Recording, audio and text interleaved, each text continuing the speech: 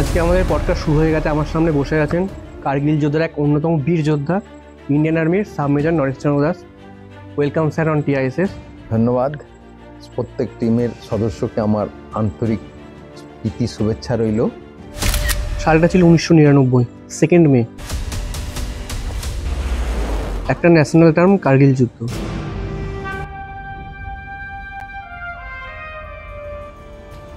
যুদ্ধের পর 527 জন বীর শহীদ হয়েছিলেন।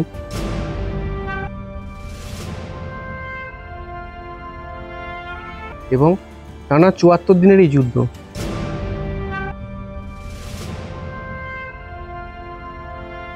তো এর মেন রিজন কি ছিল? কার্গিল লড়াইয়ের মেন রিজন যদি বলা LOC, line of control, LAC বলে অ্যাকচুয়াল কন্ট্রোল। এই 99-এর যে লড়াইটা হয়েছে কার্গিল লড়াই, এই লড়াইটা 74 দিনের লড়াই,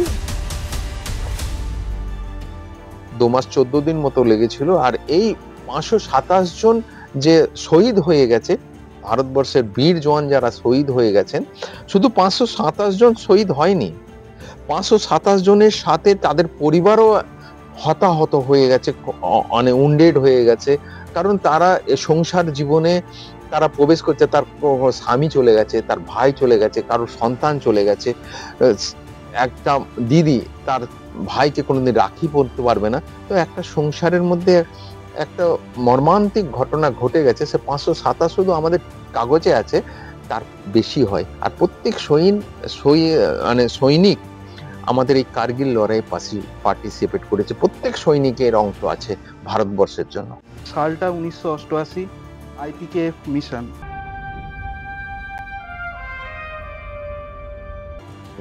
তো সেখানে তখন এলটিটিইদের তাণ্ডব চলছে। ওইখানকার যে পরিস্থিতি, ওখানকার যে উদ্বেগের বিষয়, এর মূল কারণ কি ছিল? এলটিটিদের যে দাবি, সেটা কি ছিল? প্রথম হয়েছে 1988, তখন রাজীব গান্ধী ভারতবর্ষের প্রধানমন্ত্রী।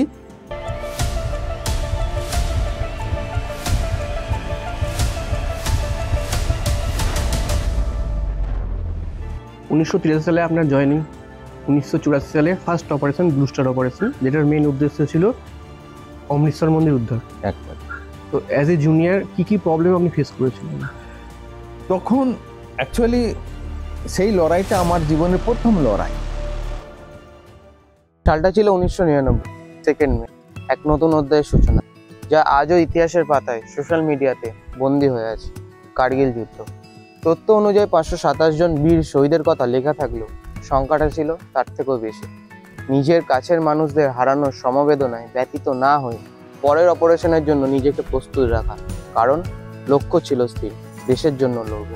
এই লক্ষ্য স্থির রেখে পরপর 3টে ঐতিহাসিক যুদ্ধের সাক্ষী সাব মেজর নরেশচন্দ্র দাস। আজকের পডকাস্টে আমরা সেই সমস্ত যুদ্ধের কথা শুনে নেব যা আমরা ইতিহাসের পাতায় পড়ে থাকি। আমরা ব্লেসফুল যে সেই ইতিহাসের এক নিদর্শন পাওয়ার জন্য। আমরা চেষ্টা করব এই ধরনের এপিসোড আরও নিয়ে আসার। অবশেষের পক্ষ থেকে স্যালুট জানাই সেই সমস্ত বীর যোদ্ধা এবং তাদের ফ্যামিলিকে। Till now, stay tune with us, because this is sub major Nareshchandra Das on TISS.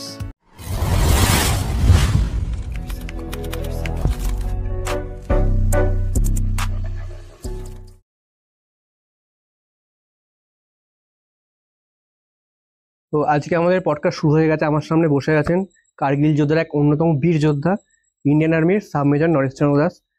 Welcome sir on TISS. ধন্যবাদ।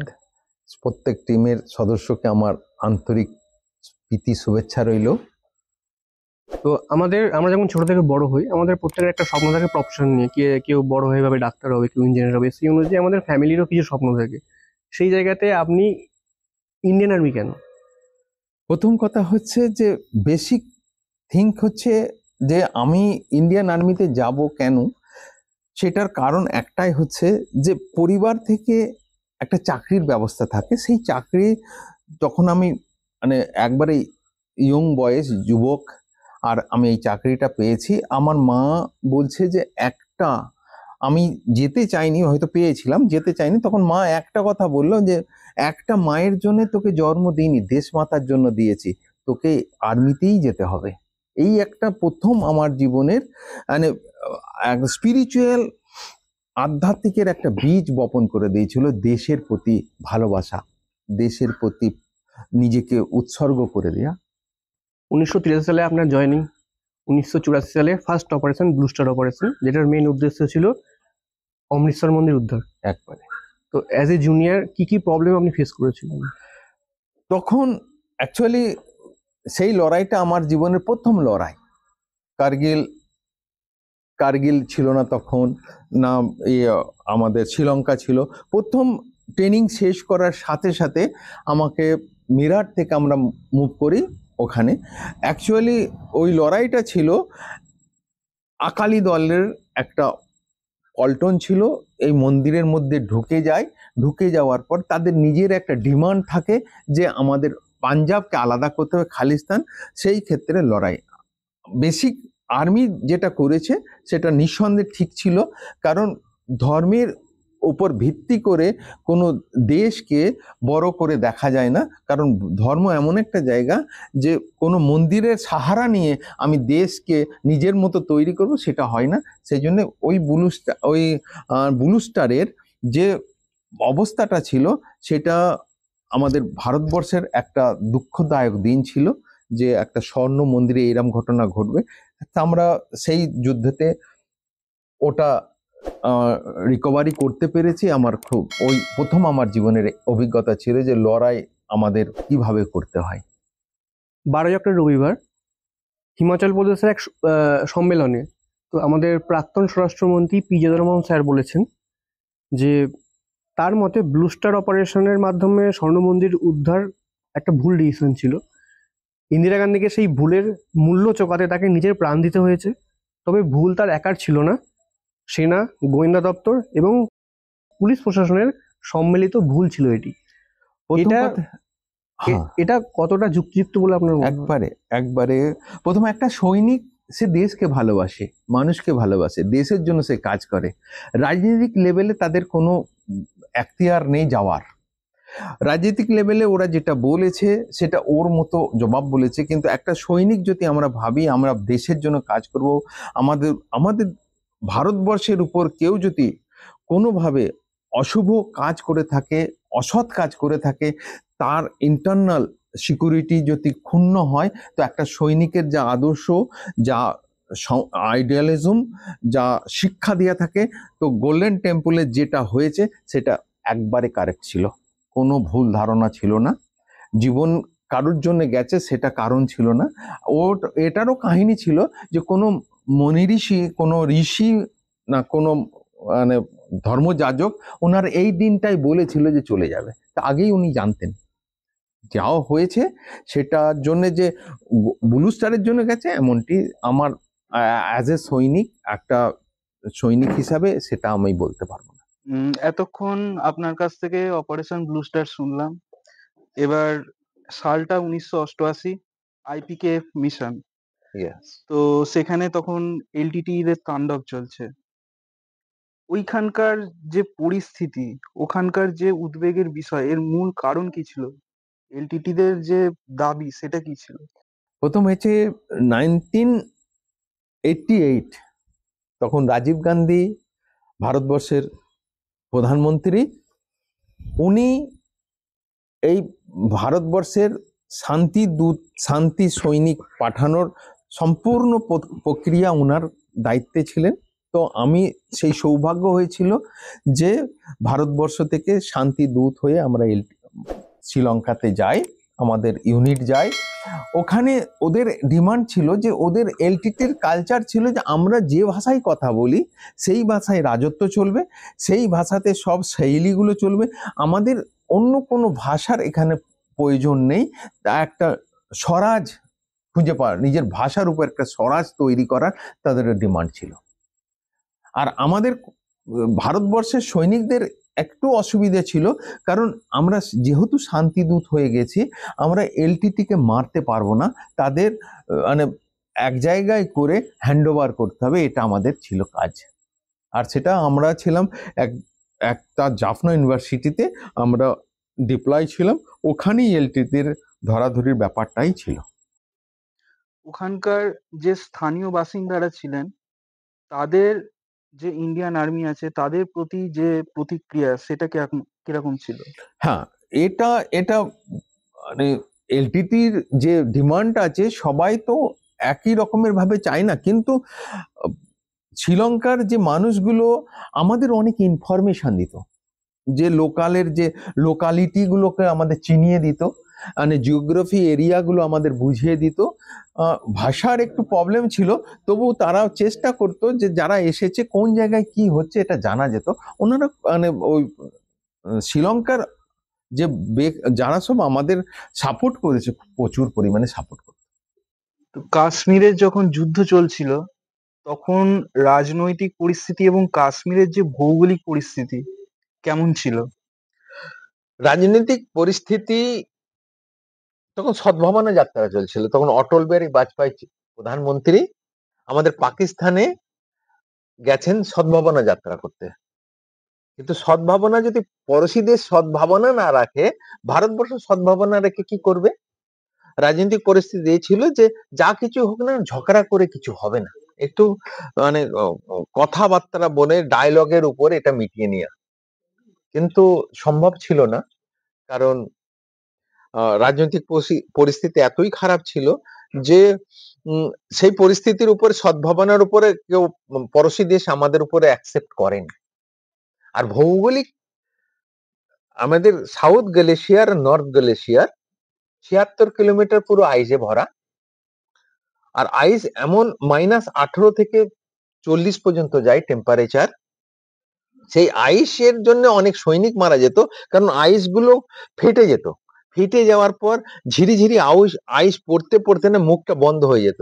আর কোন সৈনিক যখন চলে যেত না, ওই আইসের মধ্যে ঢুকে যাওয়ার পর শুধু সৈনিক একটা কথাই বলতো, মেরে কো বাঁচালো, কিন্তু সে কোনোদিনই বাঁচতে পারতো না, ওই আইসের মধ্যেই সে মারা যেত। এই ভৌগোলিক পরিস্থিতি অত্যধিক ঠান্ডা, মানে যেমন একটা যদি ইয়ে দিয়ে একটা ডিমকে কারোর মাথায় মারা হয়, তার ডিমটা ফাটবে না, তার মাথাটা ফেটে যাবে। এইরকম ভৌগোলিক এতটাই ঠান্ডা? এতটাই ঠান্ডা, মানে প্যাথেটিক ব্যাপার। একটা সৈনিক ইয়াদা হারিয়ে যায়, এত ঠান্ডা লাগে, পায়ে ফসবাইট হয়ে যায়, চিলবিলিন হয়ে যায়। তারপরে হ্যাপোবক্স আছে, অক্সিজেন কম, মানে হ্যাপোবক্সে ঢুকিয়ে দিল, 3 ঘন্টা অক্সিজেন নিল, তারপরে বেরিয়ে এলো। এইগুলো ক্লাইমেটের উপরে অনেক সৈনিক দুর্বল হয়ে পড়ে। তবু ভারতবর্ষের সৈনিক খুব কঠোর পরিশ্রম করে, আর তাদের স্পিরিচুয়াল উন্নতি প্রচুর আছে। সেই জন্য ভারতবর্ষের সৈনিককে আমি সবসময় স্যালুট করি। আমিও একজন সৈনিক। ভারতবর্ষের সৈনিকের জন্য আমি মানে নিয়ন্ত্রণ সব সময়, যে আমরা যে ট্রেনিংটা শিখি সেই ট্রেনিংটা হচ্ছে ভারতবর্ষের সৈনিকেরা খুব মূল্যবান ট্রেনিং দেয়, একটা দেশের প্রতি, একটা ভারতকে সুন্দর করে তৈরি করার একটা ট্রেনিং দেয়, স্পিরিচুয়াল ট্রেনিং থাকে। আমরা যেটা শুনি যে যখন অপারেশন চলে আর্মিদের প্রথমে একটা টেন্ট থাকতে হয়, কোনো স্থায়ী জায়গা থাকে না থাকার, টেন্ট চেঞ্জও হয় সেই মুহূর্তে। এখন যেমনি পরিস্থিতি, কিছু হলে আমরা সঙ্গে সঙ্গে বাড়িতে জানাতে পারি, সেই মুহূর্তে আপনারা কিভাবে জানাতেন? সেই মুহূর্তে সেই রকম কমিউনিকেশন বাড়ির সঙ্গে প্রত্যেক দিনের কিছুই ছিল না। 7 দিন 10 দিন পর একটা সিগন্যাল আসতো কথা বলার জন্য, লাইন দিয়ে কথা বলা, সেটা বলাও যেত না, অটোমেটিক কেটে যেত। আর বাসস্থান থাকার ব্যাপার, সেটা মানে ওইখানে মানে পাথরের ঘর করা, মাটির নিচেই থাকা, মানে জীবনটাকে যে কিভাবে 2.5 ফুটের মধ্যে চালাতে হবে সেটা ভালো করে সৈনিক জানে। যে পাকিস্তানে আর একটা করে স্টোভ থাকে, একটু হাত গরম করা, কারণ এতই ঠান্ডা থাকে, আগুনের মধ্যে যদি আমি আঙুলটা দিয়ে দিই না, আমি বুঝতে পারবো না, মানে পরবর্তী দিনে এই আঙুলটা আস্তে আস্তে কালো হয়ে যায়, কেটে বাদ দিতে হয়। ওই জায়গার এই অবস্থা, মানে এফজি হাট বলে আমাদের থাকে থাকার। আর একটা বড় জিনিস হচ্ছে, এই বুখারি জিনিসটা তোমরা বুঝবে না, সৈনিকরা ভালো করে বোঝে বুখারি জ্বালানো। এফজি হাট একটু একটু গর্ত মতো থাকে, তবু ওই নর্মাল একটা টেন্টেজ ব্যারাক থাকে, তাতে বুখারি চলে। বুখারিটা ফোঁটা ফোঁটা কেরোসিন পরে, আর তার ধোঁয়াটা বাইরে যায়, আর তাতেই ঘরটা একটু গরম থাকে। এই বুখারিটা হচ্ছে সবচেয়ে আমাদের জীবনের অর্ধেক জীবন। গ্লেসিয়ারে যদি বুখারি না জ্বলে তো আমাদের অসুস্থ বেশি হয়ে পড়বো। হুম। আর দ্বিতীয়ত হচ্ছে যে ওই গ্লেসিয়ারে থাকতে থাকতে যখন লড়াই চলছিল, একটা স্মৃতি আমার সবচেয়ে বেশি দুঃখ দেয় আর আমার চোখের জল চলে আসে, সেটা হচ্ছে 22শে জুনের ঘটনা। আমরা 12 জন ছিলাম, 12 জনের মধ্যে 9 জন শহীদ হয়। একটা পরশির একটা গোলা আসে, তাতে 9 জন শহীদ হয়। তার মধ্যে আমাদের সাথে ছিলেন ক্যাপ্টেন প্রবীর সিংহ রায়, সে পুনাতে আছেন, তার 8টা দাঁত নেই। আর একজন ছিলেন কেরালার কৃষ্ণা কুমার, তিনি সুস্থ আছেন। আর আমি, এই 3জনই ওই জায়গায় বেঁচে ছিলাম। কিন্তু ও, ক্যাপ্টেন প্রবীর সিংহ রায়ের অবস্থা খুবই খারাপ ছিল। সে মানে মুখের মধ্যে স্প্লেন্ডার ঢুকে গিয়ে 8টা দাঁত ভেঙে গিয়েছিল, মাটিতে পড়েছিল উপুর হয়ে। তারপর আমি তাকে চিৎ করে শুইয়ে কান পেতে শুনি বেঁচে আছে। তখন তাকে টেনে টেনে আমি নিয়ে গেছি নিচেতে। তারপরে ওর মানে ট্রিটমেন্টের জন্য চণ্ডীগড় থেকে দিল্লি গেছে। তো তার 7 দিন পরে আমরা খবর পেয়েছি যে ওনার 8টা দাঁত নেই, আর স্প্লেন্ডারটা মাথার মধ্যে আটকে ছিল। এখন বেঁচে আছেন, সুস্থ হয়ে যাবেন, কিন্তু লিকুইড খান, মুখটা একটু বেঁকে আছে। এই পর্যন্তই। উনি এখানে এ সম্বন্ধে, এই কার্গিল সম্বন্ধে উনি জানেন। এই স্মৃতিসৌধ ওনার আসারও ইচ্ছা ছিল। গত বছরে ওনার ভিডিও পাঠিয়েছিলেন, এখানে আমি ডিসপ্লে করেছিলাম। আচ্ছা, আজকে আমরা যে শ্যুটটা করছি পুরো আউটডোর শ্যুট, একটা স্মৃতিসৌধের ওপরে একটা লোকেশনে করছি, তো এই জায়গাটা সম্বন্ধে যদি অল্প করে বলেন। একটা জিনিস আছে, প্রকৃত প্রচেষ্টার কোনোদিন মৃত্যু হয় না, আর পবিত্র নিঃস্বার্থ কর্ম কোনোদিন ব্যর্থ হবে না। এই জায়গাটাতে একটা ভেস্টেজ ল্যান্ড ছিল। এই ভেস্টেজ ল্যান্ডের উপরে আমি বর্ধমানে যাই। পিএইচি যে ট্যাঙ্কি হয়েছে, পিএইচি সহযোগিতাতে আমি এই জায়গাটা পাই। আর এইখানেই ভারতবর্ষের 3য় কার্গিল স্মৃতিসৌধ তৈরি হয়েছে। প্রথম হচ্ছে জেএনকে তে দরাজ সেক্টরে একটা কার্গিল স্মৃতিসৌধ আছে। দ্বিতীয় হচ্ছে পন্ডিচেরিতে একটা সমুদ্র বিচের পাশে একটা কার্গিল স্মৃতিসৌধ আছে। আর এই 3য় পশ্চিমবঙ্গের আর ভারতবর্ষের 3য় এই স্মৃতিসৌধ। এখানে 527 জনের স্মৃতির উদ্দেশ্যে এটা তৈরি হয়েছে। কারণ 527 জন বলবো না, প্রত্যেক সৈনিকের কন্ট্রিবিউট আছে। আর এই এই জায়গায় এলে পরে আমার জীবনের মনে হয় নতুন একটা জীবন ফিরে পেয়েছে। যে বন্ধুগুলো আমার সাথে ছিল আর তারা চলে গেছে, এখানে কষ্ট অনুভব করতে পারি তারা আমার পাশে আছে, তার সাথে আছে। যুদ্ধে ব্যবহৃত যে আর্টিলারি, অপারেশন বিজয়ে আপনার মনে হয় কতটা গুরুত্বপূর্ণ ছিল? প্রথম লড়াই করতে গেলে 2টো জিনিস খুব দরকার আছে। একটা দরকার হচ্ছে আমার ইকুইপমেন্ট, ইকুইপমেন্টটা ভালো হওয়া দরকার, জং করা হলে হবে না। দ্বিতীয় হচ্ছে মনোবল। আমি লড়াই করতে গেলে আমার মনোবল, একটা সতেজ ইচ্ছা আর দুর্বল ইচ্ছার মধ্যে ফারাক এটাই যে দুর্বল ইচ্ছা কোনোদিন সে লড়াই করতে পারবে না, আর সতেজ ইচ্ছা সে চায় আই উইল ডু ইট। তো এই লড়াইয়ের মধ্যে সবচেয়ে 2টো হাতিয়ার ইম্পর্টেন্স ছিল। তার সাথে সৈনিকের তো শক্তি আছেই। 2টো হাতিয়ার বলছে 155 mm বোফোর্স, যেটা আমাদের ভারতবর্ষে এসেছিল 1988-এ। আর সেই বোফোর্স আমাদের নতুন দিশা দেখিয়েছিল যে লড়াইটা পাহাড়ি এলাকাতে, লড়াইটা এইভাবে এই হাতিয়ার ছাড়া সম্ভব হয় না। আর একটা হাতিয়ার ছিল, সেটা হচ্ছে 120 mm মোটর, সেটা 8 কিলোমিটার রেঞ্জ ছিল। কিন্তু বোফোর্সের রেঞ্জ হচ্ছে 34 কিলোমিটার। 180 ডিগ্রিতে ফায়ার করা যায়, নিজের মাথাতেই মারা যায়। আমি যদি মনে করি এই বোফোর্স দিয়ে আমার নিজের মাথাতেই গোলা মারবো, তো মারা যাবে 34 কিলোমিটার উপরে গিয়ে নিচেই আসবে 34 কিলোমিটার সোজা। আর যেহেতু পাহাড়ি এলাকা, আমরা যদি প্রত্যেক আর্টিলারি গানস যেগুলো হয়, গোলন্দাজ যেগুলো হয়, যেগুলো আমরা গান বলি, সেই গানগুলো 45 অ্যাঙ্গেলে ফায়ার হয়। তো এই এই যে আমার সামনে ট্যাঙ্কিটা আছে, জলের ট্যাঙ্কি, এর 45 অ্যাঙ্গেলে গিয়ে মরবে। কিন্তু ওই উপরে যাবে না, কিন্তু বোফোর্স এইখানে লাগালে পরে ওই ট্যাঙ্কির উপরে গিয়ে তার নিচে গিয়ে পড়বে। তার মানে লুকিয়ে থাকা হুম। পড়োশি দেশের দুশ্মন, লুকিয়ে থাকা সৈনিক তাদের ব্যাংকার গুলো বরবাদ করে দেবে। তো বোফোর্স হচ্ছে আমাদের টেকনোলজির যুগে এই সময়ে এই লড়াইয়ের জন্য ভারতবর্ষে খুব খুব উৎকৃষ্ট মানের একটা লড়াইয়ের যন্ত্র ছিল। খুব মানে ওর জন্য আমাদের ভারতবর্ষের যে সীমান্ত রেখাগুলো পরিবর্তন হয়নি।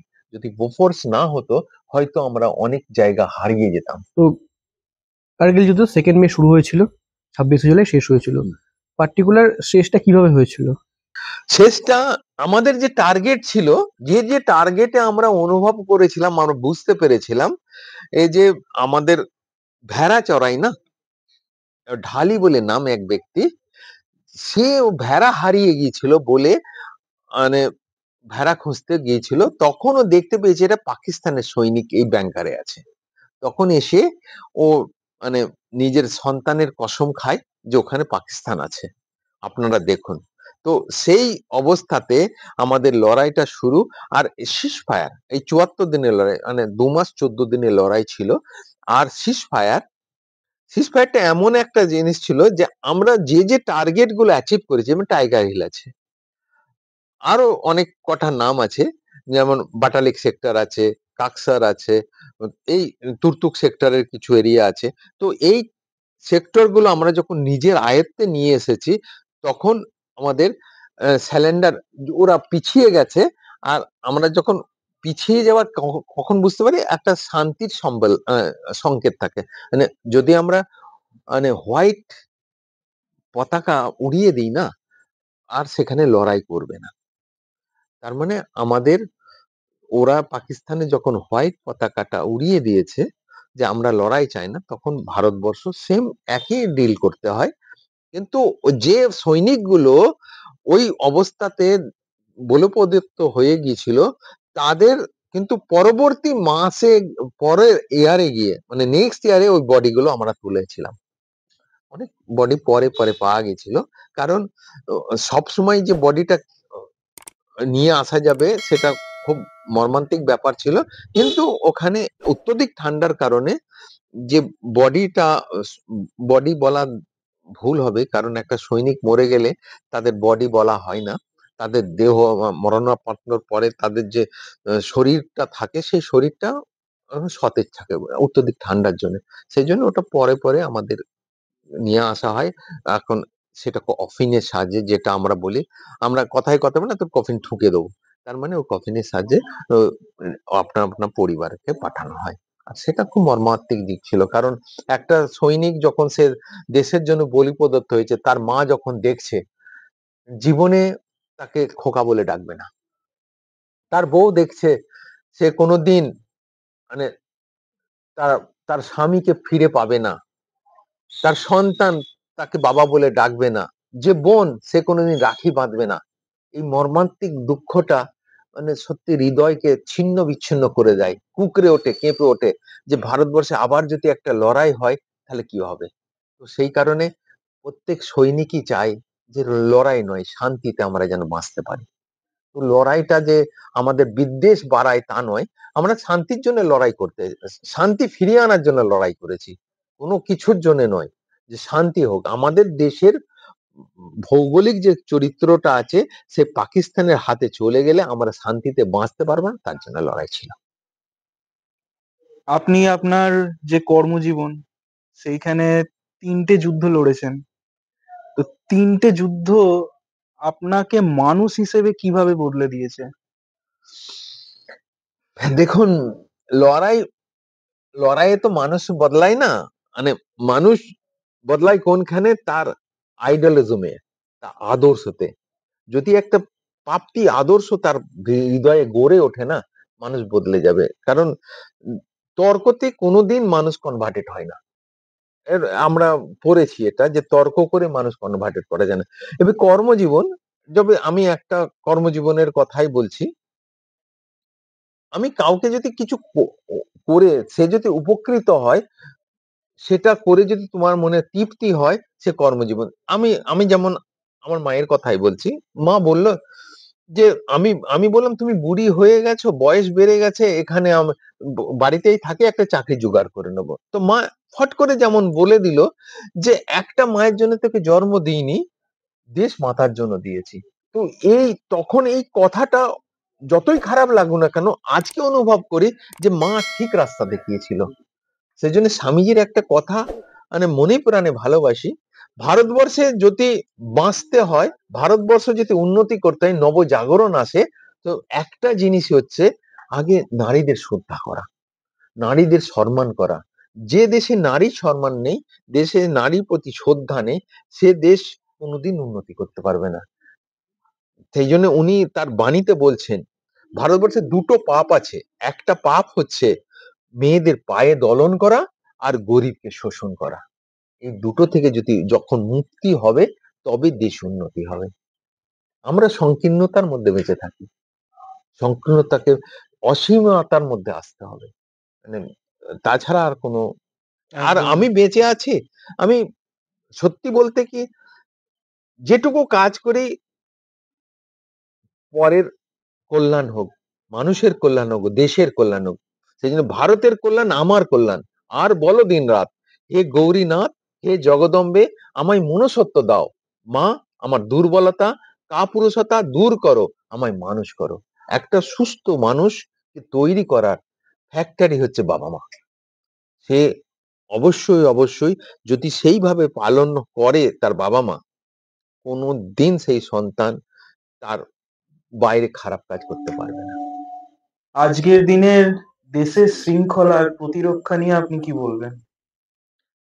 আজকের দিনে দেশের শৃঙ্খলা প্রতিরক্ষার নিয়ে যদি বলতে হয়, তাহলে রিসেন্টলি যে ঘটনা ঘটে গেছে, আহ, যে অপারেশন সিঁদুর, সেটা দেশের একটা ঐতিহ্যর ঘটনা। কারণ কোনো ব্যক্তি, কোনো, আমরা তো পাকিস্তানের এগেনস্টে কোনো লড়াই করিনি, আমি উগ্রবাদীর এগেনস্টের কথা বলছি। কারণ যদি কোনো ভারতবর্ষের উপরে কোনো উগ্রবাদী অ্যাটাক করে, কোনো আক্রমণ করে, আহ, এই এইভাবে মানুষের মধ্যে ঢুকে গিয়ে মানুষের ক্ষতি করে, তো অপারেশন সিঁদুর একবার ম্যান্ডেটরি আছে, এরকম হওয়া দরকার। যারা ভারতবর্ষের উপর সামান্য থেকে সামান্য ক্ষতি করে, তাদের ঘর থেকে বার করে খেদানো দরকার আছে। তো অপারেশন সিঁদুর, এই রিসেন্টলি এই ঘটনা দেশের মানে একবারে দেশের প্রতিরক্ষার ব্যাপার নিয়ে ভারতবর্ষ সচেতন আছে, আর এইরকমই থাকবে। 1999 কার্গিল যুদ্ধ শেষ, এর পরবর্তী জীবন কেমন ছিল? 1999 তিনটে লড়াইয়ের পর যখন আমি বাড়ি ফিরি, 30 বছর ইন্ডিয়ান আর্মিতে কাজ করার পর বাড়ি ফিরি, সত্যি বলতে কি, বাড়িতে এসে একটা প্রথম সংকট ছিল যে মানুষ জল পায় না। আর আমরা যে জায়গায় বসে আছি তার সামনেই আছে জল ট্যাঙ্কি। পিএইচির তরফ থেকে 1700 পরিবারের আমি জলের ব্যবস্থা করতে পারি। সম্পূর্ণ একবারে মানুষ এখন জলের আর ক্রাইসিস নেই। এক, দ্বিতীয় কাজ হচ্ছে, এই আমার উদ্দেশ্য হচ্ছে যে এই রক্তের একটা প্রবাহমান চলতে থাকুক, যেন রক্ত দান করে সমাজের মধ্যে স্বীকৃতি পাক, মানুষ যেন সচেতন হোক, 18 বছর বয়স থেকে রক্তদান করুক। সেজন্য গ্রামের মধ্যে প্রত্যেক বছর আমার আর পাড়ার মানে যুবকদের ইয়ের উপরে, একটা অর্গানাইজের উপরে প্রত্যেক বছর রক্তদান শিবির। এছাড়াও আমি 8টা মতো রক্তদান শিবির চালাই। এ হলো কেন করি, একটা থ্যালাসেমিয়া বাচ্চা আছে, সে প্রত্যেক মাসে রক্ত দিতে হয় তাকে, কারণ সে শরীরে রক্ত উৎপাদন করতে পারে না। তো এবার রক্ত তো কোনো ফ্যাক্টরিতে তৈরি হয় না, করোড় করোড় টাকার ফার্মাসি কোম্পানি কোটি কোটি টাকার মেডিসিন তৈরি করে, কিন্তু রক্ত তৈরি করতে পারে না। তো সেই থ্যালাসেমিয়া বাচ্চাদের রক্তের মানে 60% রক্ত থ্যালাসেমিয়া বাচ্চারা পায়, সেইটা একটা রক্তদান শিবির হয়। দ্বিতীয় হচ্ছে, আর একটি কাজ হচ্ছে যে ভারতবর্ষে সবচেয়ে আমরা শিক্ষিত মনে করি, সবচেয়ে বেশি অজ্ঞ। আমাদের জ্ঞানের সীমা খুব কম, কারণ একটা থ্যালাসেমিয়া বাচ্চা জন্মগ্রহণ করা মানে বাবা মা অজ্ঞানতার মধ্যে থাকে, তারা জন্মগ্রহণ করে। একটা এই রোগের কোনো মেডিসিন নেই, একমাত্র রক্ত বাঁচাতে পারে, কিন্তু রক্ত দিয়েও তাকে বাঁচানো যায় না। এটা হচ্ছে এইচপিএলসি টেস্টের মাধ্যমে স্কুল কলেজ ইউনিভার্সিটিতে আমি এইচপিএলসি টেস্ট করাই, আর সেটা সরকারি উদ্যোগে হয়। আর এর পার্সেন্টেজ হচ্ছে, আমরা ভারতবর্ষের লোক সংখ্যার 10% হচ্ছে থ্যালাসেমিয়া বাহক থাকে। তাহলে এই থ্যালাসেমিয়া বাহক আর একটি বাহককে যদি বিবাহ করে, তো একটা থ্যালাসেমিয়া বাচ্চার জন্মগ্রহণ করে। সম্পূর্ণ ভাবে অজ্ঞানতার এটা জন্য হয়। এটা হচ্ছে সচেতনতার লড়াই, আর সেই লড়াইটাই চলছে। তো রিটায়ার্ডের পরে বিভিন্ন কাজের, সামাজিক কাজের মধ্যে, সমাজ সেবার মধ্যে, মানুষের পাশে দাঁড়ানোর মধ্যে দিন কেটে যায়। সেই জন্য খুব ভালো আছি, আর এই কাজটা করতে গেলে শুধু প্রয়োজন কি, প্রকৃত প্রচেষ্টা, আর দ্বিতীয় হচ্ছে পবিত্র নিঃস্বার্থ ভাবে কাজ করা। মানে সেই কারোর কাছে উম্মিদ করো না কিছু পাওয়ার জন্য। তো অবশ্যই অবশ্যই তোমার সে কাজের মধ্যে শান্তি থাকবে আর ভালোও লাগবে। আপনি এতগুলো যুদ্ধে অংশগ্রহণ করেছেন, আপনার যুদ্ধের যে স্মৃতি, যে জীবন কাহিনী, সেটা কোনো গ্রন্থে বা স্মারকে কি লিপিবদ্ধ করেছেন? হ্যাঁ, আমার সত্যি বলতে কি, এটা আমার ভারতবর্ষের মধ্যে জন্মগ্রহণ করেছি এক বড় সৌভাগ্য। আর দ্বিতীয় সৌভাগ্য হচ্ছে যে আমি ভারতবর্ষে একটা সৈনিক হয়ে ভারতের যে ভারতের প্রতি আমার সদ্ভাবনা, ভারতের প্রতি আমার সেবা, ভারতের ভালোবাসার, তার যে আর তিনটে লড়াই, 1984 অপারেশন ব্লু স্টার, 1988 শ্রীলঙ্কার, মানে শান্তিদূত হয়ে ভারতবর্ষ থেকে শান্তিদূত হয়ে শ্রীলঙ্কাতে যাওয়া, এবার দীর্ঘতম লড়াই হচ্ছে কার্গিল লড়াই। এই তিনটে লড়াইয়ের যদি এরকম সুযোগ, এইরকম মানে একটা জীবনকে আদর্শতে লিপিবদ্ধ করার মতো তো অনেক মুহূর্তই আছে, তবুও আছে একটা বই আছে, সেটা হচ্ছে কার্গিল কথা। হয়তো এই কার্গিল কথা কোনো বিলাসিতার বই নয়, কোনো কাল্পনিক চিন্তাধারার বই নয়, কিন্তু এই বইটা হচ্ছে সম্পূর্ণ লড়াইয়ের উপরে, পাকিস্তানের সঙ্গে আমাদের পড়োশী দেশের যে লড়াই, তার সম্বন্ধে লেখা। সেই সময়ের সেই অবস্থাতে সৈনিক কোথায় ছিল, কিভাবে লড়াই করেছে পড়োশী দেশের সঙ্গে, সম্পূর্ণ একটা বই আছে। সেটা হচ্ছে উপন্যাস কার্গিল কথা, ওরই সেম ইংলিশে অনুবাদ করা। সেটা হচ্ছে memory of Kargil war in 1999। এই দুটো বই ফ্লিপকার্ট, অ্যামাজনে অ্যাভেলেবল আছে। আপনারা, মানে ইংলিশটা বিদেশে চলে, আর আমাদের পশ্চিমবঙ্গের জন্য বাংলা বইটা খুব বেশি চলন আছে, মানুষ কেনে, কারণ কার্গিল লড়াই একটা ভারতবর্ষের দীর্ঘ লড়াই, আর সবাই জানতে চায়। এই বইটাতে লিপিবদ্ধ করা আছে। বর্তমানে যে ইয়ং জেনারেশন যারা ইন্ডিয়ান আর্মিতে জয়েন করতে চাইছে বা এই প্রফেশনে আসতে চাইছে, তাদের উদ্দেশ্যে আপনি কি বলতে চান? তাদের উদ্দেশ্যে তো বলতে পারি অনেক কিছুই প্র্যাকটিক্যালি গ্রাউন্ডে, কিন্তু আমি হয়তো বলতে পারি যাওয়া দরকার আছে, দেশকে ভালোবাসো, মানুষকে ভালোবাসো। দেশকে না ভালোবাসলে পরে তোমার জীবনযাত্রা সুখ হবে না। এটা সত্যি কথাই। সত্যিই কি তাই হয়ে ওঠে বাড়ির মানুষদের প্রতি? এই যে আমি দেশের প্রতি যদি আমি বলি যে একটা ইয়ং জেনারেশন দেশের জন্য করা দরকার, সত্যি করা দরকার, কিন্তু কারণটা হচ্ছে আমরা বেসিক জিনিসটা প্রথমে এটা শিখি না। কারণ আমাদের এর দেশের প্রতি যে সদ্ভাবনা, দেশের প্রতি যে ভালোবাসা, দেশের প্রতি যে আমাদের উৎসর্গের কথা, এই বিপ্লবীদের কথা শোনা, নেতাজি সুভাষের কথা শোনা, স্বামী বিবেকানন্দর বই পড়া, এসব যখন আমি না পড়বো তো আমি জানবো কি করে দেশের জন্য। তবু আমি এই মাধ্যমে, এই মিডিয়ার মাধ্যমে আমি বলতে চাই যে সবচেয়ে বড় হচ্ছে যে তুমি মেহনত করো, মেহনতের কোনো বিকল্প রাস্তা নেই। অবশ্যই অবশ্যই আর্মিতে, এয়ারফোর্সে, নেভিতে জয়েন করো, যে কোনো চাকরি তোমার জন্য খোলা আছে, তুমি পারবে যেতে। শুধু একটা দৃঢ় প্রচেষ্টা, একটা প্রকৃত প্রচেষ্টার জন্যই তুমি কেসটা করতে পারবে। আর একটা হচ্ছে যে আমাদের এডুকেশনের সিস্টেমের মধ্যে যদি যেতে হয়, সেটা হচ্ছে যে আমাকে চেষ্টা করতে হবে আমি কিভাবে মানে একটা রেস্টাবলিশ হতে চাই সেইভাবে পড়াশোনা করা।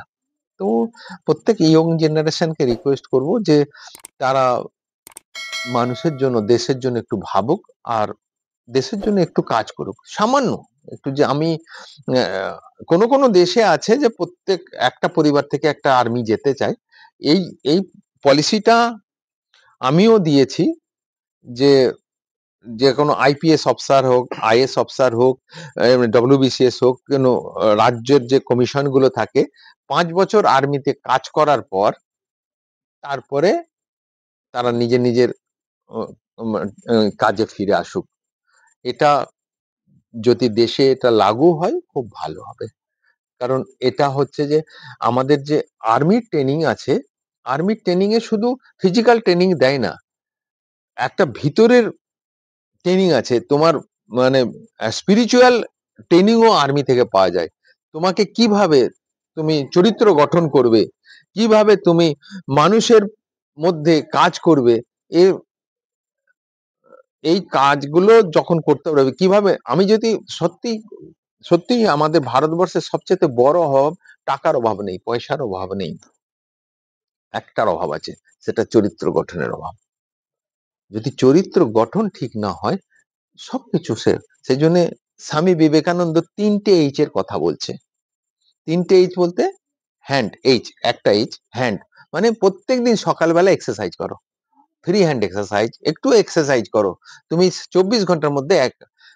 দ্বিতীয় এইচ হার্ট, হার্ট মানে মস্তিষ্ক, মানে তোমার হৃদয়ের বিকাশ ঘটাও, সমব্যথী হও। তোমার যে তুমি যে জায়গায় আছো তোমার সেই জায়গা থেকে সমব্যথী হওয়ার চেষ্টা করো, হৃদয়ের বিকাশ ঘটাও, ভালো মন্দ বিচার করো, বিবেক বোধ দিয়ে বিচার করো। তৃতীয় হচ্ছে হেড এইচ, মস্তিষ্কের বিকাশ করো, আমি ভালো কাজ করছি না খারাপ কাজ করছি, আমি বিবেকবোধ এই কাজে ভালোর দিকে বিচার করছি না খারাপের দিকে, মস্তিষ্কের বিকাশ। এই 3টে এইচ এর সম বিকাশ হলে একটা সৈনিক তৈরি হতে পারে, দেশের জন্য সে কাজ করতে পারে, সৈনিকে যেতে পারে। তো নজওয়ানকে, এই ইয়ং জেনারেশনকে একটাই উদ্দেশ্য যে তারা মেহনত করুক। ফকটিয়াতে জীবনে কোনোদিন কোনো কিছু উন্নতি হবে না, সাধন হবে না। মেহনতের কোনো বিকল্প নেই, প্রকৃত প্রচেষ্টার মৃত্যু ঘটবে না। এই এই বলতে পারি। এতক্ষণ অনেক কথা হলো। আমরা নিজেদেরকে খুব ব্লেসফুল মনে করছি যে যে সমস্ত জিনিস আমরা বইয়েতে পড়েছিলাম, অনেক ভিডিওতে দেখেছিলাম, সেই যুদ্ধের সাথে, সেই ইতিহাসের সঙ্গে যুক্ত একটা মানুষের সঙ্গে সাক্ষাৎকার, যেটা সত্যি আমরা নিজেরা খুব ব্লেসফুল। তো আমাদের সত্যি খুব ভালো লেগেছে। আপনার কেমন লেগেছে? দেখো, প্রথম কথা হচ্ছে যে এই সিচুয়েশন, এই তোমরা এসেছো একটা অন্তরের থেকে একটা গভীর টান বলে, তোমরা তোমরা যতজনই এসেছো, আমার যতদূর এই আওয়াজ যাবে, একটা আন্তরিক শুভেচ্ছা না তৈরি হলে তুমি আমার কাছে আসতে না। আমার আমার কাছে এসেছো আমার আদর্শের উপর, দেখেছো যে এই মানুষটার কাছে গেলে তার একটা নির্দিষ্ট আদর্শ আছে। সেই আজকে এই আমি যেখানে বসে আছি এর সামনে আমার জীবিত অবস্থায় মূর্তি আছে। কেন? কে করে দিয়েছে? কিসের জন্য? কারণ যারা করেছে, যেভাবে করেছে, সেটা মানুষ জেনেছে যে এই মানুষটা যে সমাজের কল্যাণ করে, এক সমাজসেবী, মানুষের পাশে দাঁড়ায়, বিনা শর্তে নিয়ে, কারোর কাছে কিছু উমিদ না নিয়ে এত কিছু কাজ করে। তো সেই কারণে সবাই মিলে এই কাজটা করে দিয়েছে। এতে এতে এই মানে আমার দেখে মনে হয় যে হয়তো আমি, আমার পরে কিছু হতো কিন্তু আমি দেখে যেতে পারছি যে আমাকে ভালোবাসে কত। সেই ভালোবাসার উপরে আপনারা সবাই এখানে এসেছেন, আমারও খুব ভালো লেগেছে। কারণ একটা পুরনো স্মৃতিকে নতুন করে আমি জাগ্রত করলাম, সজীবতার মধ্যে নিয়ে এলাম, একটা সতেজতার ভাব, মানে লাগছে আমি এভারগ্রিন এখন। তো আজকে আমাদের পডকাস্ট শেষ করার আগে একটাই কথা বলতে চাই আমাদের ভারতীয় সমস্ত সেনাদের উদ্দেশ্যে, যে আপনারা আছেন তাই আমরা আছি। জয় হিন্দ।